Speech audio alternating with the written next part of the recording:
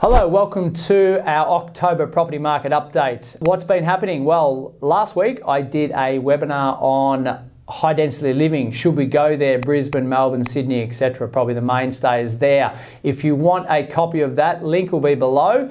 It's in our Your Online Property Coach portal, which is brand new and exciting. Whole heap of tools and resources, videos, webinar replays, blogs, you name it, there for your benefit. So check that out and I'm sure you'll find some benefit from that. What's happening in the markets at the moment? Well, the common question I'm getting is, should I buy now or wait until next year? Okay, now my response to that is, everyone else is asking the same question and everyone else will probably wait until next year. What do I think is going to happen early next year is there'll be a flurry of buyers coming into the markets because interest rates have stabilised, it's a new year, New Year's resolutions, all that sort of garbage.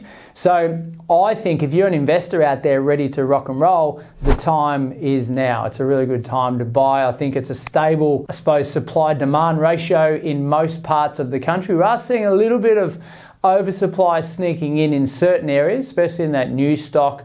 Maybe the land is a little bit slower to move, so maybe that tells us it's a bit overpriced and not as many moving into certain areas. So you need to be careful with that stuff.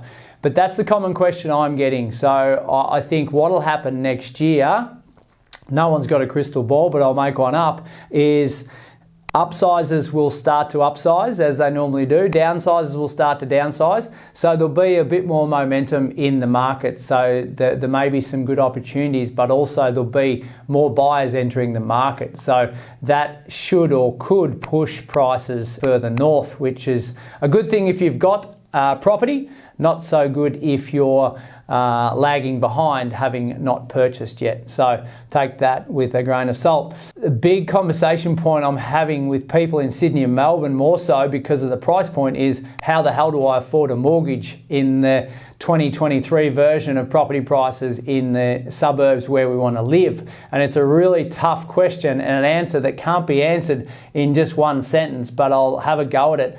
First of all is, where do we want to live? Where do we want to live in 20 years? And we can't just go and buy there straight away, right? We've got to work our way up to that. So there's a few options. We can rent vest, so we can rent where we want to live and go and buy multiple properties in different regions at the price point and the yield that's going to work for you, and obviously the asset type. Or we can go and buy to live in further out, which is not our ideal place to live long term, but it's a stepping stone to get into the market that we want to. Aside with that, we also need to be saving money, but also ideally invest as well, because we can't expect just to step into a new market that's superior just relying on the capital growth. So we've got to be really strategic around that. We've got to be thinking 10 years, 15 years in advance, and not just saying, I'm just going to buy something, it's going to go up in value, and then I'll be able to just transition into what I want. It just doesn't happen that way. So there we go. That's what's happening on the ground as I see it.